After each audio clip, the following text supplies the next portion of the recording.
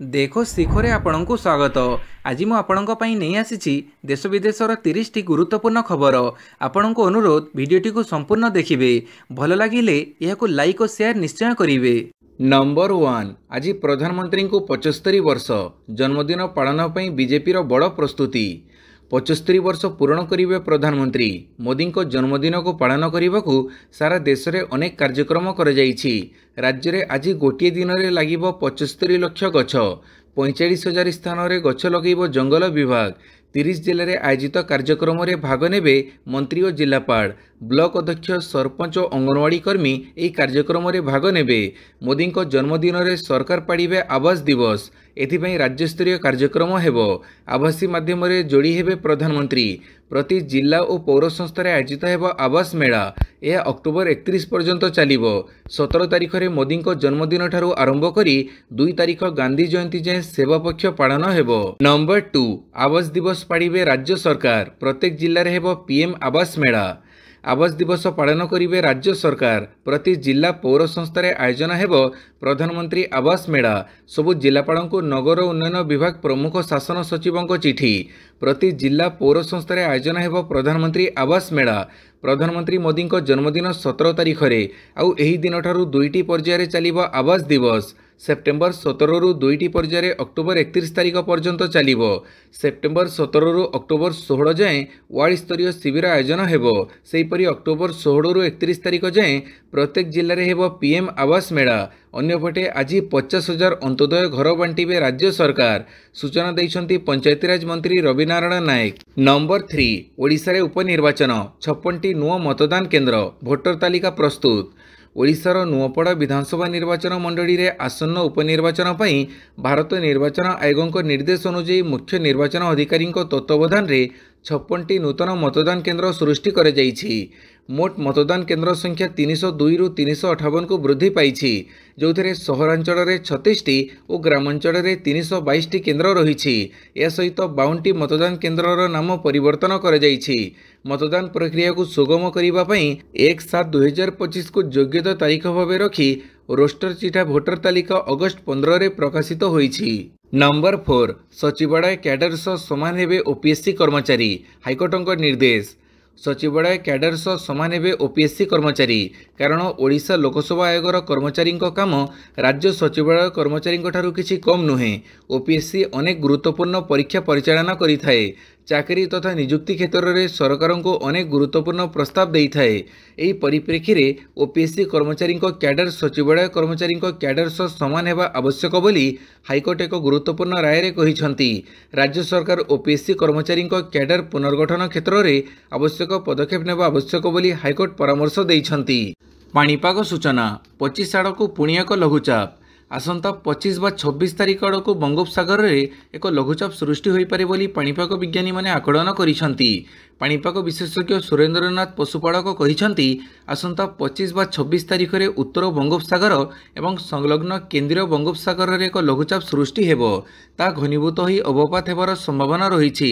यह फଳରେ राज्य में 26 तारिख पागरे परिवर्तन हेबो। 27 और 28 तारिख में राज्यर अधिकांश स्थान में वर्षा हेबो। साधारण भाव यह मध्यम धरणर वर्षा करेइबो। संभवतः यह दक्षिण ओडिशा रे भारी वर्षा करेइबो। 29 तारिख में अवपातटी पश्चिम ओडिशा दे छत्तीसगढ़ और परे नागपुर आड़क जीवो। 29 तारिख में मध्य वर्षा होई पारे। 30 तारिख पर पाग सुखिला रहिबो बोली अनुमान करा जाउछि। नंबर 6 सेप्टेम्बर 24 और 25 तारिख में क्षेपणास्त्र परीक्षण करिबो भारत नोटम जारी। भारत 24 और 25 सेप्टेम्बर में बंगोपसागर में क्षेपणास्त्र परीक्षण करने को जाउछि। एही परीक्षण अब्दुल कलाम द्वीपरू करा जिवो। विज्ञप्ति रे कह जाइछि जे बंगोपसागर एवं भारत महासागर एक बड़ अंचल सेप्टेम्बर 24 तारिख दिन मध्याह्न 12:30 रु सेप्टेम्बर 25 तारिख अपराह्न 3:30 पर्यंत नो फ्लाए जोन हेबो। एही अंचलर लंब प्राय 1430 किलोमीटर स्थिर कर जाइछि। एही समय मध्य समुद्रर सही अंश को विमान किंबा जहाज जाई परिबो नाही। नंबर 7 पुणी आरंभ है भारत अमेरिका वाणिज्य आलोचना। डोनाल्ड ट्रंप 50% टारिफ लागू पर प्रथम वाणिज्य चुक्ति आलोचना को भारत अमेरिका दुहे पक्ष सकारात्मक कहिसंती। 16 सेप्टेम्बर में दिल्ली में अमेरिकार सहायक ट्रेड रिप्रेजेंटेटिव ब्रेंडन लिंच एवं वाणिज्य मंत्रालय स्पेशलिस्ट सेक्रेटरी राजेश अग्रवाल मध्य आलोचना होईछि। अमेरिका दूतावास प्रतिनिधि कहिसंती आलोचना सकारात्मक और भविष्यत पई शुभ संकेत रहिछि। वाणिज्य मंत्रालय विवृत्ति रे कहुଯାଇଛି जे दुई देश परस्पर लाभकारी चुक्ति पई प्रयास बढ़ाइबे। नंबर 8 आरंभ हेबो राज्य स्वच्छ वायु कार्यक्रम, खर्च हेबो 150 कोटी। जातीय स्वच्छ वायु कार्यक्रम भली ओडिशा रे राज्य स्वच्छ वायु कार्यक्रम एसपीएपी आरंभ हेबाकु जाउछि। एही कार्यक्रम रे राज्यर 12टी सहर को सामिल कर जाइछि, जोथिरे अधिकांश शिल्पांचल सहर रहिछि। झारसुगुड़ा समेत ब्रजराजनगर, बेलपाहाड़, बणई, राजगांगपुर, केन्दुझर, जोड़ा, बड़बिल, पुरी, ब्रह्मपुर परी सहर रहिछि। पुरी और ब्रह्मपुर शिल्प सहर होई नथिले मध्य एहार वायु खराब स्तर रे रहिछि। तेणु सहरगुड़िकर वायुमान उन्नति आनिबाकु 5 वर्षीय योजना प्रस्तुत होईछि। एही समय अवधि रे 150 कोटी टंका खर्च करा जाई एकाधिक कार्यक्रम हाथକୁ नियाजिबो। एबे राज्यर 7टी सहर यथा भुवनेश्वर, कटक, राउरकेला, अनुगुड़, तालचेर, बालेश्वर, कलिंगनगर को एनपीएससी रे सामिल करा जाई विभिन्न कार्यक्रम हाथକୁ नियाजाउछि। नंबर 9 तैल सीमेंट उत्पादन बढ़ाउछि ग्रीष्म लहरी। तैल कंपानी मानकर उत्पादन और चरम श्रेणीर ग्रीष्म लहरी मध्य सीधासड़क संपर्क रही कथा एक सद्य अध्ययन प्रथम थर पर स्पष्ट होईछि। 2000-2023 मध्य विश्वर 213टी ग्रीष्म लहरी को विश्लेषण करी एक आंतर्जातिक वैज्ञानिक दल एपरी निर्यास रे पहुंची। नेचर पत्रिका प्रकाशित संदर्भ अनुଯାयी जलवायु परिवर्तन चालित ग्रीष्म लहरीर संख्या और तीव्रता वृद्धि पाई जीवाश्म ईंधन और सीमेंट उत्पादन शिल्पर उल्लेखनीय अवदान रही। नंबर 10 गाजारे नरसंहार करुछि इस्राएल, जातिसंघ कमिशन का रिपोर्ट। इस्राएल हमास युद्ध जोगु गाजा स्ट्रिप रे इस्राएल आक्रमण उपरे मिलित जातिसंघ कमिशन कहिसंती जे ए संपूर्ण नरसंहार। 2 वर्षर तदंत परे कमिशन कहिसंती सेठारे अंतर्जातीय आईन गुडी को खोलाखोली भाव में अवमानना करा जाउछि एवं युद्ध चलिथिबा दिनठारु नरसंहार अभियान चलीछि। एही तदंत जातिसंघर एक स्वाधीन कमिशन द्वारा करा जाउथिला। प्रथम थर पई कमिशन एही युद्ध रे नरसंहार शब्द व्यवहार करिछि।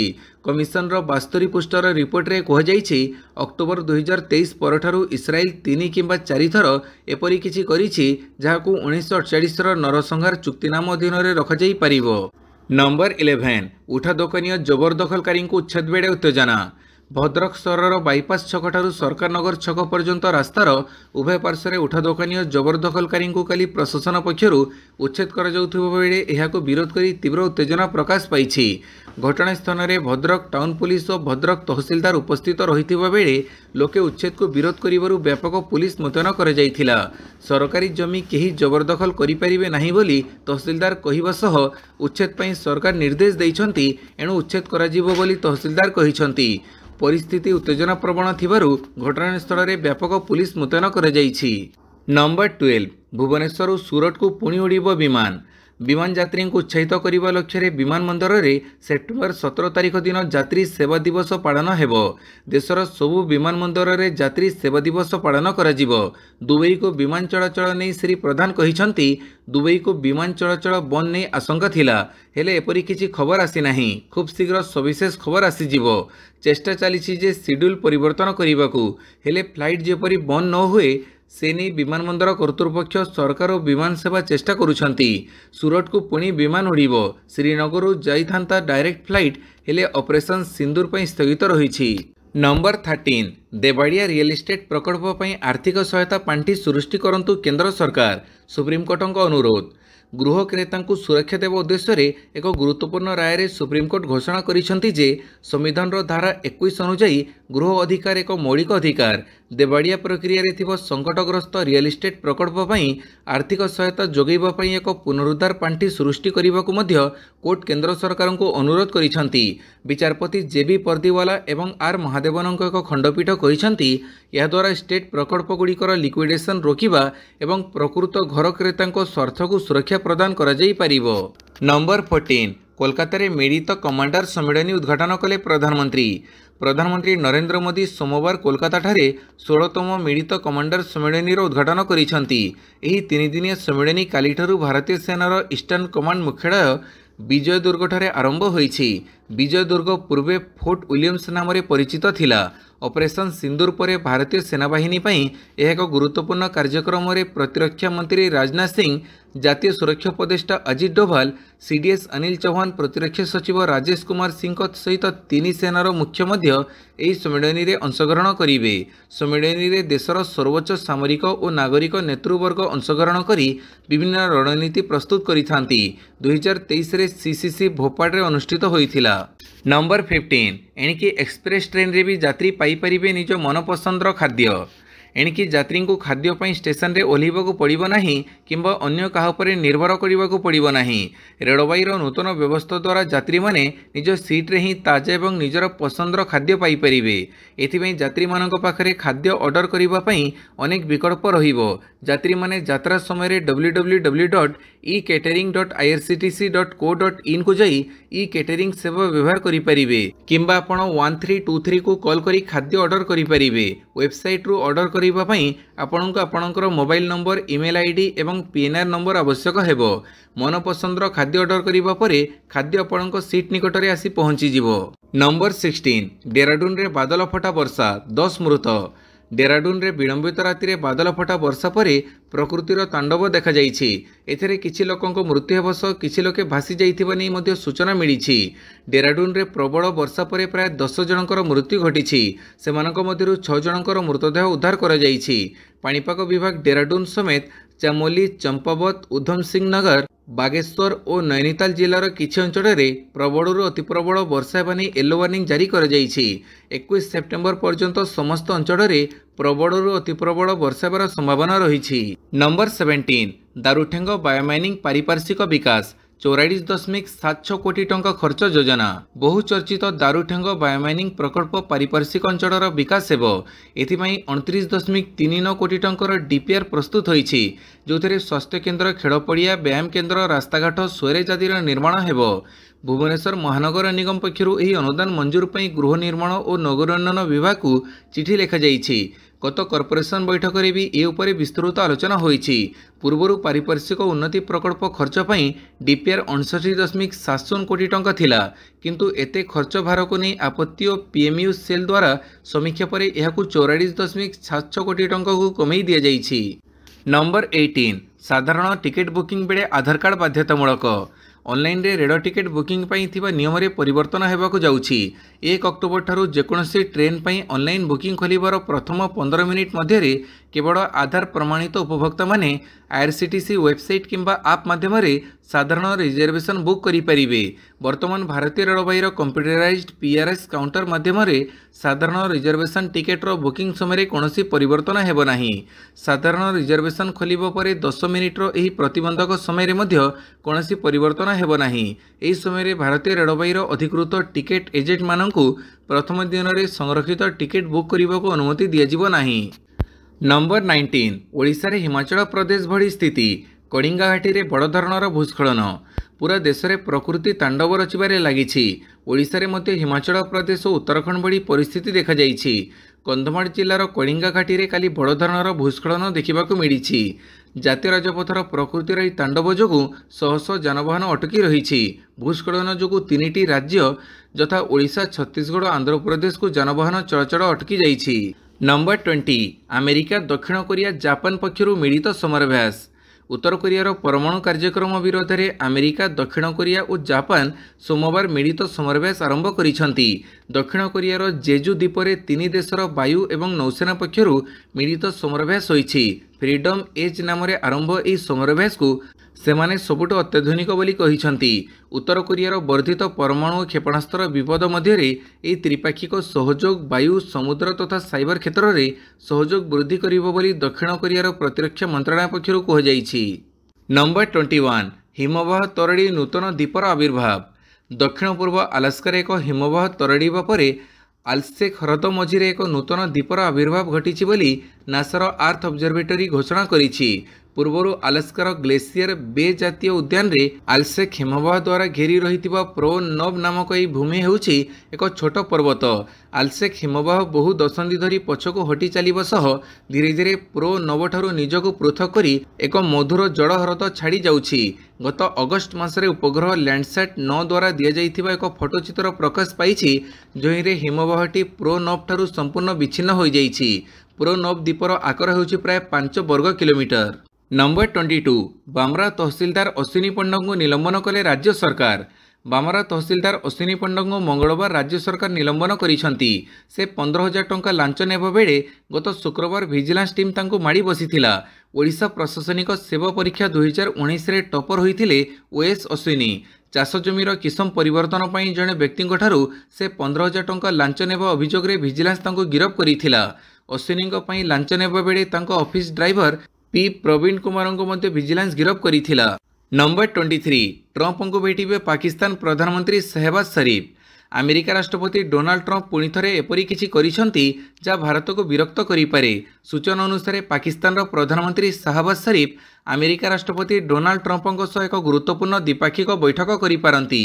पाकिस्तानी सेना मुख्य एवं फील्ड मार्शल असीम मुनीर मध्य एही बैठक रे जोग देबे।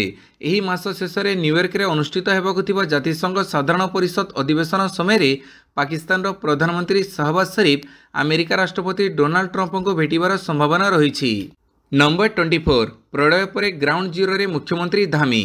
बादल फटा वर्ष पर डेराडून रे होइथिबा क्षयक्षति एवं प्रलय परर स्थिति अनुध्यान करने ग्राउंड जीरो रे मुख्यमंत्री पुष्कर सिंह धामी मालदेवता अंचलर केसरवाला रे बन्या एवं बादल फटा वर्षरू आसीथिबा प्रलय जनित क्षयक्षति देखिछंती धामी। प्रकृतिर प्रलय पर जेसीबी रे बसी निजे मुख्यमंत्री क्षतिग्रस्त अंचल बुलुछंती। सहस्त्रधार अंचल रे 100 मीटर जाए रास्ता धोई जाइथिबा बेले उक्त स्थान रे स्थिति समीक्षा करुछंती। पानी घेर रे फसिथिबा लोकंकु केमिति शीघ्र उद्धार करिहेबो एवं क्षतिर भरणा केमिति जल्दी हेबो सेनी अधिकारींक सह आलोचना करुछंती धामी। नंबर 25 बीजेपी नेतृत्वाधीन मेघालय हठात इस्तीफा देले 66% मंत्री। बीजेपी नेतृत्वाधीन मेघालय रे 12 जन मंत्री मध्य 8 जन हठात इस्तीफा देइछंती अर्थात 66% मंत्री इस्तीफा देइछंती। इस्तीफा देइथिबा मंत्री मानक मध्य एनपीपी यूडीपी एचएसपीडी एवं बीजेपी रो मंत्री अछंती। मेघालय रे कैबिनेट पुनर्गठन पूर्व यह घटी। वर्तमान मेघालय रे नेशनल पीपुल्स पार्टी सरकार अछंती। सरकारंकर नेतृत्व मुख्यमंत्री कनराड सागमा नेइछंती। एही सरकार रे अनेक दल सामिल अछंती। एही सरकार मेघालय डेमोक्रेटिक अलायंस नामक एक मेंटो पर आधारित। एही मेंटो 2023 विधानसभा निर्वाचन पर गठित होइथिला। नंबर 26 न्यूयॉर्क रे सोशल मीडिया एल्गोरिदम निषिद्ध। न्यूयॉर्कर अटर्नी जनरल पिलामानंक पई क्षतिकारक एवं एडिक्टिव सोशल मीडिया फीड बंद करिबा पई नूतन नियम प्रस्ताव दैछंती। एथिरे व्यवहारकारींकर बयस जांच करिबा पई एक व्यवस्था मध्ये अंतर्भुक्त रहिछि। गत वर्ष पास होइथिबा सेफ एक्ट अर्थात stop addictive feed explorations act social media company Gudi को पितामाता अनुमति बिना 18 वर्षर कम वयस्क पिलामानंकु एल्गोरिदम आधारित व्यक्तिगत फीड देखा निषेध करिछि। टिकटॉक एवं इंस्टाग्राम भली प्लाटफर्म रे 18 वर्षर कम वयस्क व्यवहारकारी माने केवल सेमाने अनुसरण करुथुबा अकाउंट रु पोस्ट देखि परिबे। आईन अनुसार कंपनी गुड़ी को राति 12 टू सकाळ 6टा मध्य 18 वर्षर कम वयसर पिलामानंकु विज्ञप्ति पठेबा निषेध कर जाइछि। नंबर 27 एशिया कप अफगानिस्तान आगे 155 रन लक्ष्य रखिला बांग्लादेश। आबुधाबीर शेख जायद स्टेडियम ठारे खेला जाउथुबा एशिया कप ग्रुप बी एक लीग मैच रे अफगानिस्तान आगे 155 रन लक्ष्य रखिछि बांग्लादेश। एही मैच रे बांग्लादेश टॉस जीति प्रथमे बैटिंग करने को निष्पत्ति नैथिला। प्रथमे बैटिंग करी दल निर्धारित 20 ओवर रे 5 विकेट हरई 154 रन करिथिला।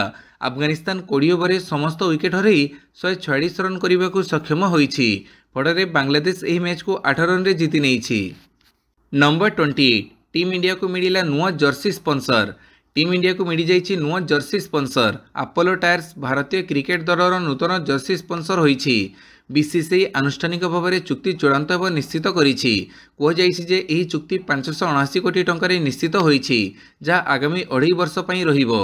एही समय मध्य भारतीय दल 121 द्विपाक्षिक मैच एवं बहु राष्ट्रीय टूर्नामेंट रे 21 मैच खेलिबो।